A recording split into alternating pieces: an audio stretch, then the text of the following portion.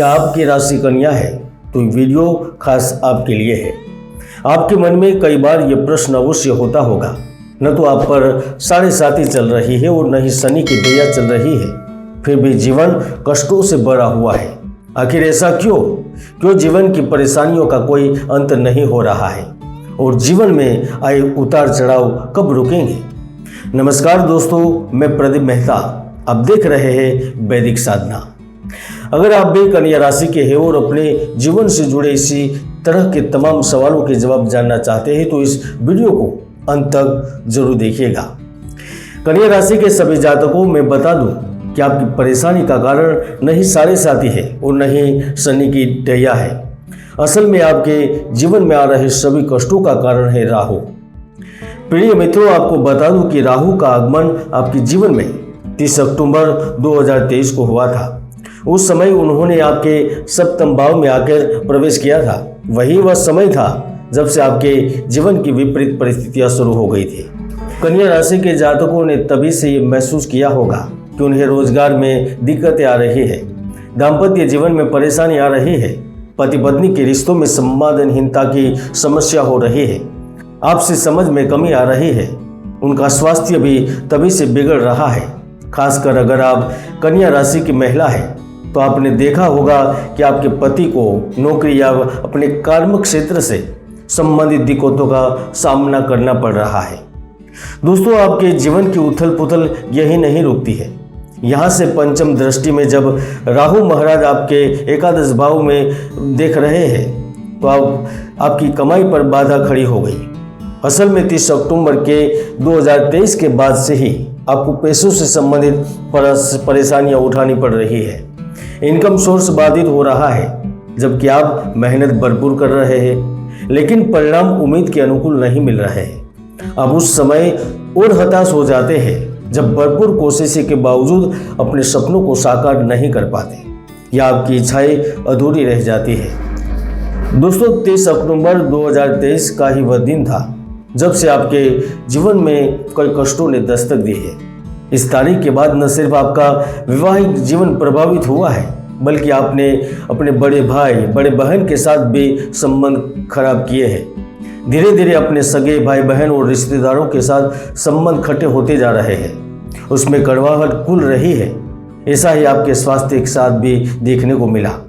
पिछले 1.5 वर्षों में आपने महसूस किया होगा कि स्वास्थ्य निरंतर कमजोर हो रहा है। मौसमी बीमारियां आसानी से आपको अपनी चपेट में ले रही है। 30 अक्टूबर 2023 के बाद से यह अवश्य महसूस किया होगा कि आपको हर काम में शॉर्टकट करने की आदत हो गई है। न चाहते हुए काम चोरी करते हैं और जुगाड़ से आगे बढ़ने की कोशिश कर रहे हैं। वास्तव में आप खुद समझ ही नहीं पा रहे कि आखिर आपके साथ हो क्या रहा है, क्योंकि आप करना कुछ चाहते हैं, हो कुछ हो जाता है। उसका परिणाम आपकी सोच से बिल्कुल विपरीत आता है। इन सब का प्रतिकूल प्रभाव आपकी आर्थिक स्थिति पर पड़ा है। व्यापार या निजी बिजनेस से जुड़े लोगों को इसी तारीख के बाद कांटा उठाना पड़ रहा है। आप जानते हैं कि आपकी राशि को बहुत ही ज्ञानवान और बुद्धिमत्ता की राशि माना जाता है।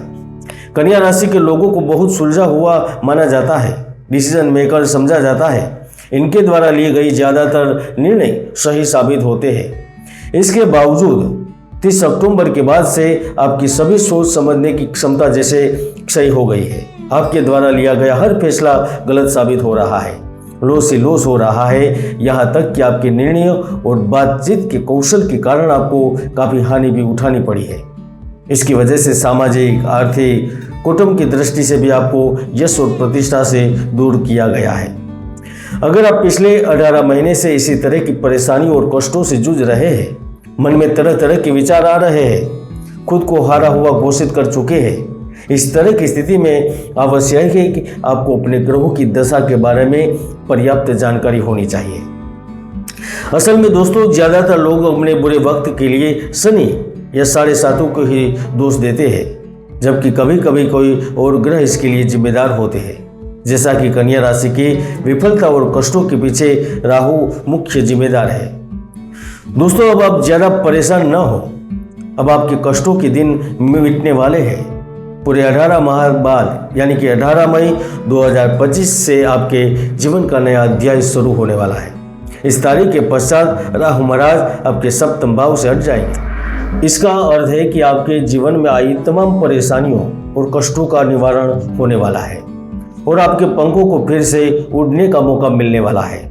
वहीं दूसरी तरफ शनि महाराज आपके सप्तम भाव में आ गए हैं। यह भी आपको बहुत से लाभ देने वाले हैं।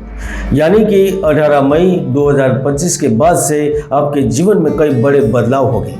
ये बदलाव क्या होने वाले हैं, इस बारे में भी हम आपको विस्तार से बताएंगे। दोस्तों, इस तारीख के बाद आपकी लाइफ में बहुत कुछ बदल जाएगा। सबसे पहले आपके दाम्पत्य जीवन में आई कड़वाहट दूर होने वाली है। रिश्तों में मधुरता आएगी। एक बार फिर से प्यार के रंग घुलने लगेंगे। यहाँ तक कि कन्या राशि के जो जातक पिछले कई महीनों से अपनी नौकरी को लेकर परेशान हो रहे हैं, बस वहाँ सुधार आएगा। नौकरी पाने की चाह रखने वालों को नौकरी मिलने की संभावना बनेगी। यहाँ तक कि दोस्तों, 18 मई के बाद आपको पूरी तरह भाग्य का साथ मिलेगा, जिससे आपकी आय में भी वृद्धि होगी। यानी आपकी फाइनेंशियल स्थिति में जल्द ही सुधार की संभावना है। मेहनत के परिणाम भी अच्छे देखने को मिलेंगे। लेकिन दोस्तों, यह ध्यान रखें कि जल्द ही राहु आपके षष्ठम भाव में प्रवेश करने वाले हैं। यह भी माना जाता है कि राहु की मौजूदगी षष्ठम भाव में कन्या के जातकों को अमीर बना सकती है, करोड़पति बना सकती है। लेकिन दोस्तों, इस दृश्य पर अति शीघ्र विश्वास करना सही नहीं होगा। ऐसा इसीलिए क्योंकि राहु जब षष्ठम भाव में प्रवेश करते हैं तो ऐसे में नौकरी करने वालों के लिए थोड़ी मुश्किलें आने लगती है। जैसे ऑफिस में लोग आपको परेशान कर सकते हैं। ऑफिस की राजनीति आपके लिए कष्टों का कारण बन सकती है। वही स्वास्थ्य हानि हो सकती है। स्वास्थ्य सही न रहने से के कारण आपको काफ़ी फिजूल का खर्च करना पड़ सकता है।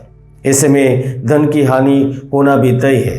कन्या राशि के जातक यह ध्यान रखें कि राहु का सप्तम भाव में प्रवेश करना कुछ महीनों में सही है तो कुछ महीनों में आपको नुकसान पहुंचा सकता है।